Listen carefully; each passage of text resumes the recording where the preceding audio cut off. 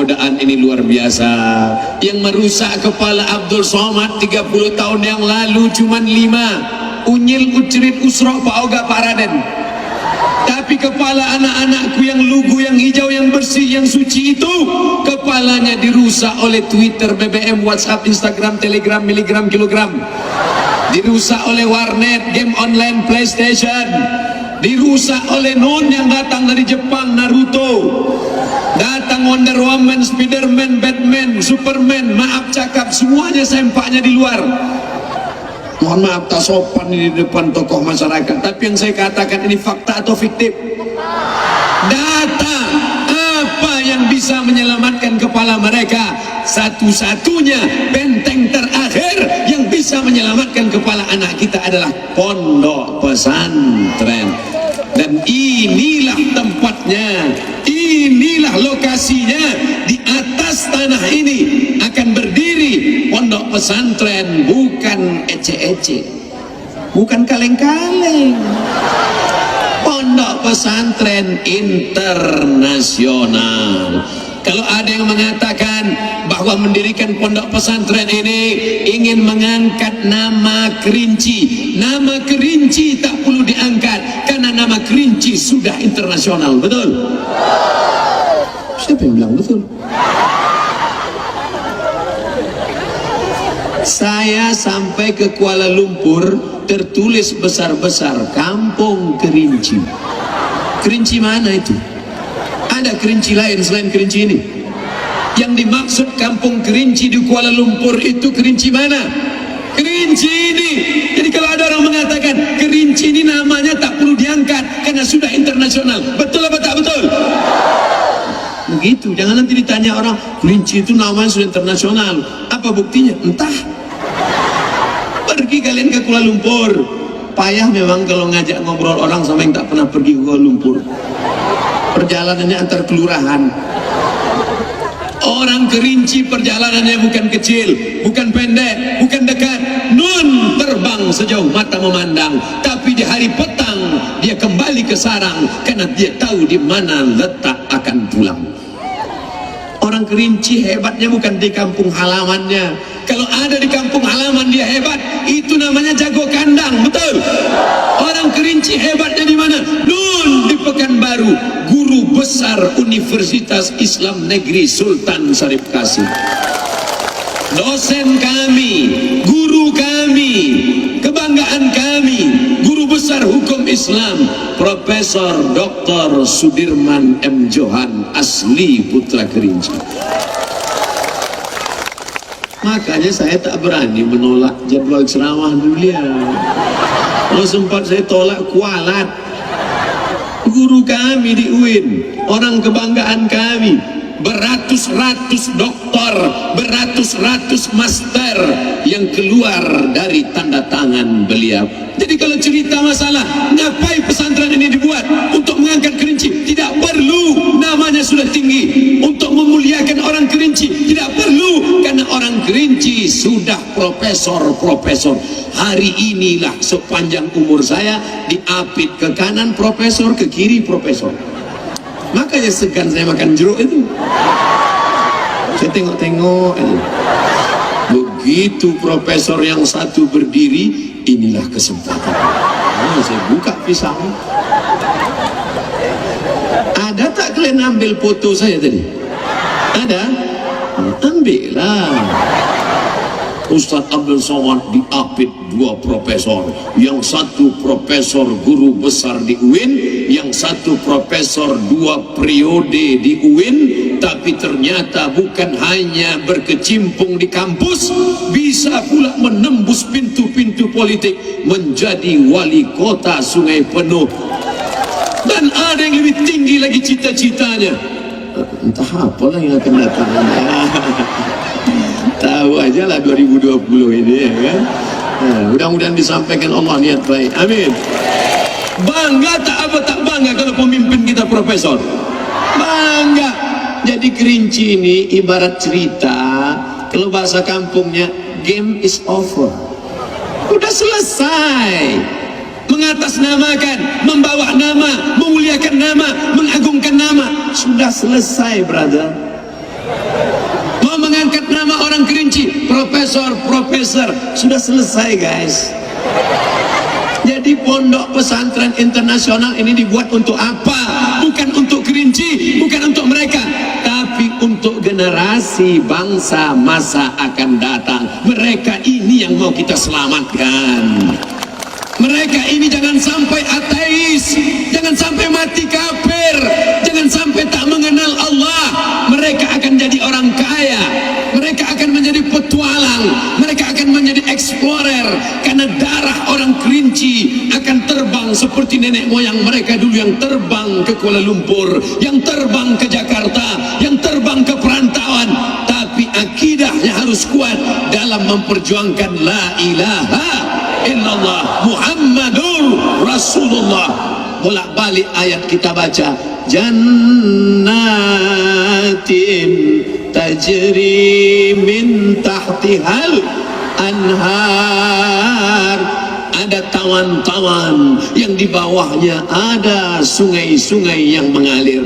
Tapi kalau ditanya, mana itu taman yang di bawahnya ada sungai mengalir? Kalau mau datang melihat tawan di atasnya, mengalir sungai di bawahnya, datanglah ke pondok pesantren modern Ummul Qura Kerinci. Mana tamannya? Menghijau keliling. Sudah jam 3 kurang 15 masih berembun juga lagi. Taman indah, memandang ke bawah, kebun sawah terhampar. Pergi pula melihat ke sana, danau begitu indah, masya Allah, tabarakallah. Hai orang-orang kota yang stres, yang depresi, yang sakit, yang hampir gila, datang kalian kemari. Akan diisi dengan tabligh akbar, akan diisi dengan zikir bersama, akan kita adakan malam iktikaf. Sabtu malam Ahad iktikaf, malamnya iktikaf, malamnya zikir, malamnya muhasabah, paginya makan bersama. Beli masing-masing. Maka boy, kita tidak punya emas, tak apa-apa. Kita tidak punya batu bara, tidak apa-apa. Kita tidak punya minyak, tidak apa-apa.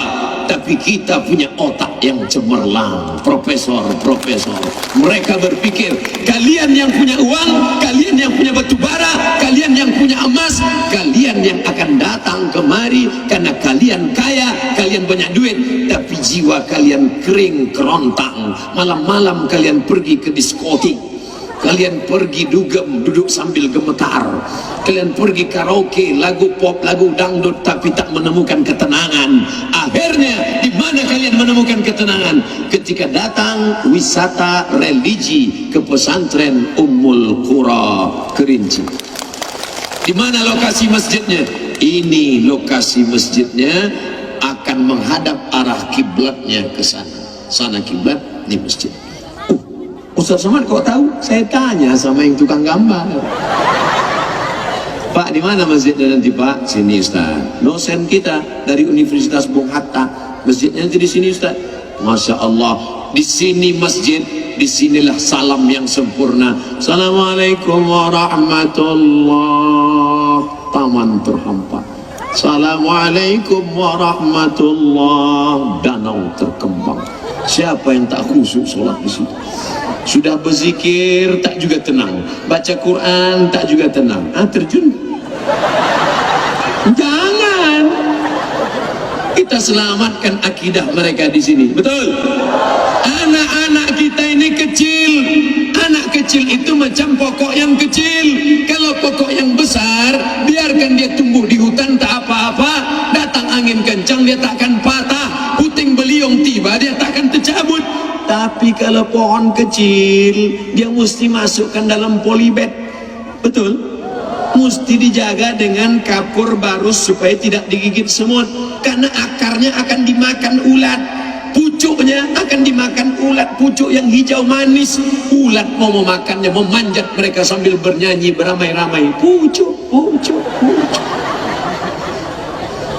Mana mereka dijaga?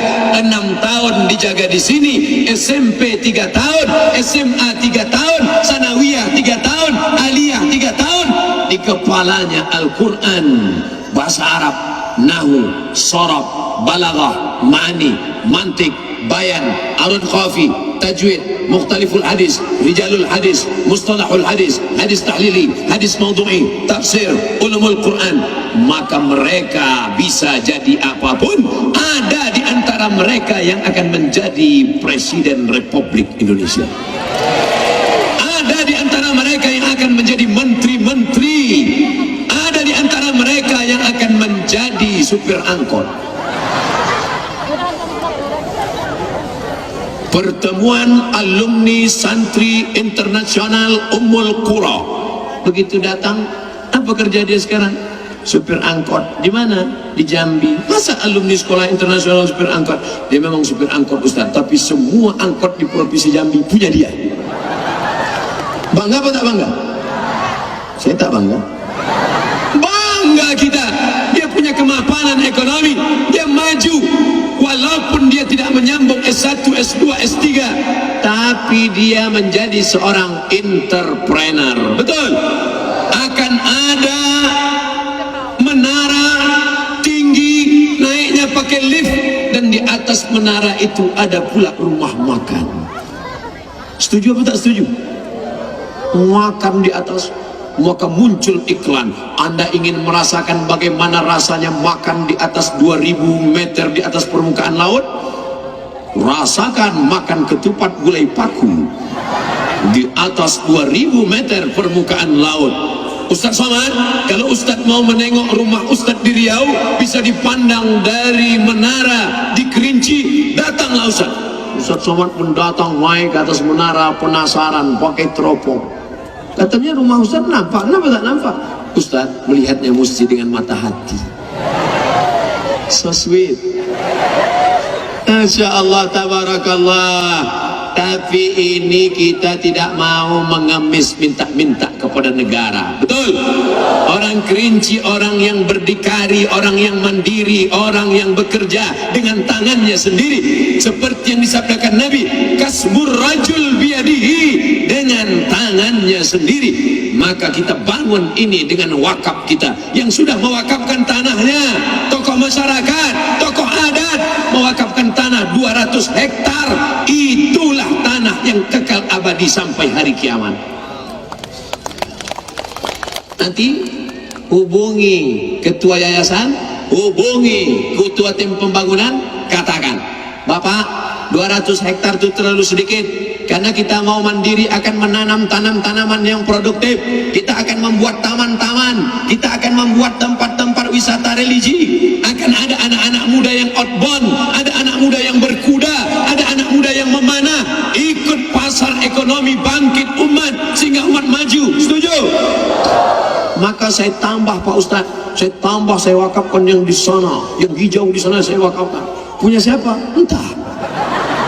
Kita hanya boleh mewakafkan punya kita. Untuk apa punya tanah 100 hektar sejauh mata memandang? Apakah kita bawa mati tanah itu? Tidak.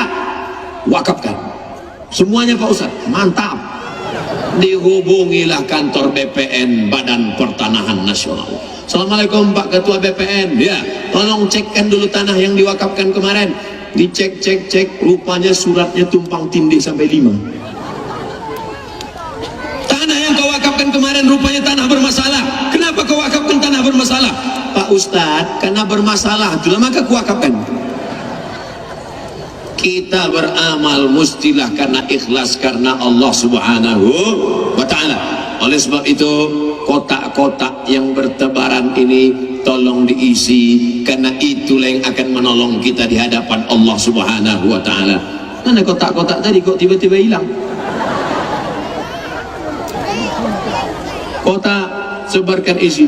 Ustaz Somad itu ceramah aja, pandai ngomong aja, omdo ngomong doang. Sedekahlah, berwakaflah. Dia sendiri tak ada berwakaf.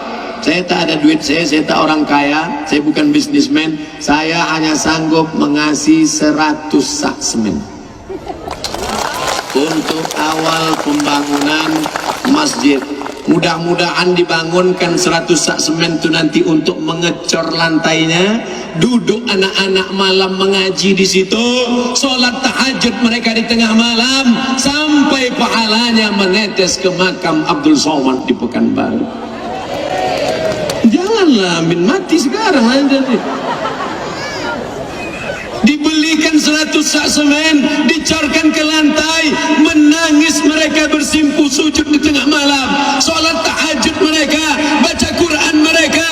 Abdul Somad sudah mati dimakan cacing tanah, mungkin itulah yang mengalir. Adapun ceramah akan hilang di telan zaman.